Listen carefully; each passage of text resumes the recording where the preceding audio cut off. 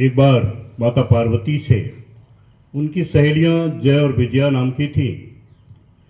उन्होंने कहा कि यहाँ कैलाश में हम लोग थोड़ा कभी कभी चिंता होती है। तो पार्वती जी ने कहा कि कैलाश में क्यों चिंता होती है, यहाँ तो देवादिदेव महादेव के गण चारों तरफ घूमते रहते हैं, यहाँ तो भय नाम की कोई चीज नहीं है। तो बोले ये जो गण है ये महादेव के गण है, हमारा अपना निजी कोई गण नहीं जो हमारी भर बात को माने। पार्वती जी को चिंता हुई कि हाँ बात तो ठीक कह रही है। बात आई गई हो गई। एक दिन माता पार्वती स्नान करने के लिए जाने वाली थी। नंदी महाराज द्वार पर खड़े थे। उनको उन्होंने बताया कि मैं स्नान करने जा रही हूं, किसी को भी आने मत देना। नंदी ने कहा ठीक है माता जी, किसी को नहीं आने देंगे। कुछ ही देर बाद घूमते घामते शिव जी आ गए। अब नंदी जी सोचने लगे कि यदि शिव जी को रोकते हैं तो हमारे आराध्य हैं, नाराज हो जाएंगे कि हमारे घर में हमको रोक रहा है, और नहीं रोकते हैं तो माता पार्वती नाराज हो जाएंगी कि आज्ञा का पालन नहीं हुआ। ऐसा सोच ही रहे थे कि वो शिव जी अंदर चले गए। इतने में माता पार्वती जी जब देखा कि शिव जी आ गए हैं, वो स्नान कर रही थी, थोड़ा असहज हुई और उनको जय विजय की याद आई कि हाँ बात तो ठीक कह रही थी, ये नंदी को हमने बोला था उसने रोका नहीं। दूसरे दिन उन्होंने फिर जब स्नान बनाया तो अपने उबटन जो लगाया हुआ था उस उबटन से उन्होंने एक पुतला बना दिया और उस पुतले में प्राण फूंक दिए। उस पुतले ने कहा माता जी मुझे क्या करना होगा। कहने का तुम दरवाजे पे खड़े हो जाओ, अब मैं स्नान जब मैं बना लूं तभी किसी को आने देना, नहीं तो किसी को आने मत देना। थोड़ी देर बाद फिर शिव जी आ गए। एक छड़ी भी पकड़ा दी थी माता जी ने। शिव जी जैसे ही आए अंदर जाने लगे तो वो छड़ी टिका दिया उन्होंने गेट पे। कहा अभी अंदर नहीं जा सकते आप। अरे कहे मेरे घर में मुझे रोकने वाला तुम कौन हो। कहे मैं पार्वती पुत्र हूं, पार्वती जी मेरी माता है, वो अभी स्नान कर रही है, अभी जा नहीं सकते हो। बोले मैं इस घर का मालिक हूं, मुखिया हूं, हेड ऑफ द फैमिली हूं, मुझे तो जाने दो, कहीं कोई भी हो।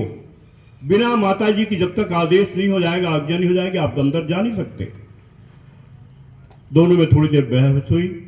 फिर उन्होंने नंदी जी और भृंगी जी को भेजा कि जाके उस शैतान बालक को, जिद्दी बालक को हटाओ वहां से ताकि मैं अंदर जा सकूं।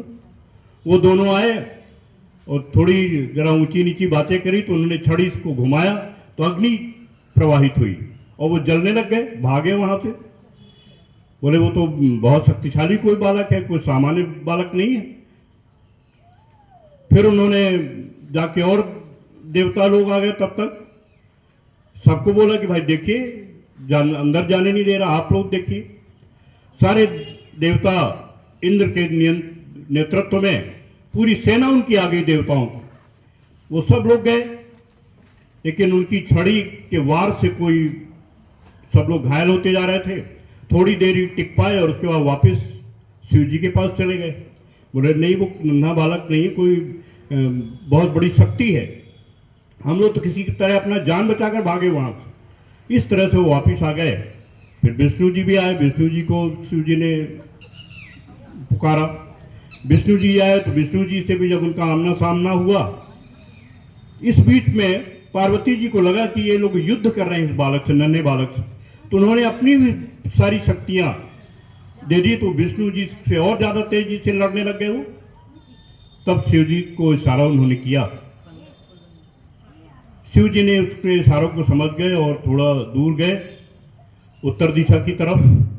जब तक विष्णु जी अपनी माया जाल में उनको फंसाए रखा, युद्ध होता रहा विष्णु जी का और गणपति जी का। तब तक शिव जी ने दूर जाकर, उत्तर दिशा में थोड़ी दूर जाकर, और फिर त्रिशूल से वार कर दिया। और जैसे ही त्रिशूल से वार किया तो उनका जो सिर था वो धड़ से अलग हो गया। थोड़ी देर तक वो हलचल होती रही दोनों में। थोड़ी देर बाद वो हलचल दोनों की, शरीर की और सिर की, दोनों की हलचल शांत हो गई।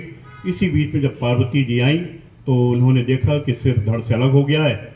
तो उन्होंने अपनी तमाम योगिनियां जितनी हुई थी, असंख्य योगिनियां सब प्रकट हो गई और उनको आदेश दिया माता पार्वती ने जी कि तहस नहस कर दो, धरती में स्वर्ग में जहां जो भी मिले सबको बिल्कुल खा जाओ, किसी की सुनना नहीं है। बस योगिनियों ने वही शुरू कर दिया और त्राही त्राही मच गई। देवता सब भागे, बोले अब कौन निदान करेगा?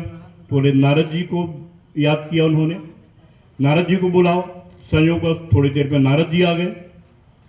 नारद जी को पूरी विपत्ति बताई। नारद जी ने कहा कि इसका निदान माता पार्वती ही कर सकती हैं और कोई नहीं कर सकता। वो बहुत ही कृपालु हैं, बहुत दयालु हैं, उन्हीं से चल के क्षमा मांगिए आप। और सब लोग जाकर माता पार्वती की वंदना करते हैं, स्तुति करते हैं। तब तक माता जी का थोड़ा क्रोध शांत होता है और उन्होंने एक शर्त रख दी कि जब तक इस नन्हे बालक को पुनर्जीवित नहीं कर दोगे तब तक इस तरह का तहस नहस चलता रहेगा। और विष्णु जी ने कहा ठीक है। विष्णु जी ने कहा कि उत्तर दिशा की तरफ जाओ, जो भी जीवधारी मिले उसको ले आओ। गए तो एक हाथी का बच्चा मिला, उसको पकड़ लाए। शिव जी ने त्रिशूल से उसका सिर धड़ से अलग कर दिया और हाथी का जो सिर है वो गणेश जी के शरीर में स्थापित किया। मंत्रोच्चार से जल को प्रवाहित किया और उसी जल का फिर छिड़काव जब गणेश जी के शरीर पर किया तो गणेश जी ऐसे उड़ गए जैसे नींद में सो रहे हों और सब तभी से जो है गजमुख हो गए हैं और ये गजानन कहलाने लग गए हैं। बोले गजानन भगवान ने की। माता पार्वती ने अनेक और आशीर्वाद देकर और गणपति जी को बताया कि जब भी कभी कोई पुण्य कार्य होगा, कोई शुभ कार्य होगा, सबसे पहले गणपति जी की पूजा होगी, तो तभी वो कार्य पूरा माना जाएगा। और सभी देवताओं के सबसे पहले गणेश जी की पूजा होगी, तभी कोई भी कार्य निर्विघ्न रूप से संपन्न हो जाएगा। और तभी से हमारे यहाँ हम लोग गणेश जी की पूजा सबसे पहले करना शुरू कर दिए। बोले गणेश भगवान की।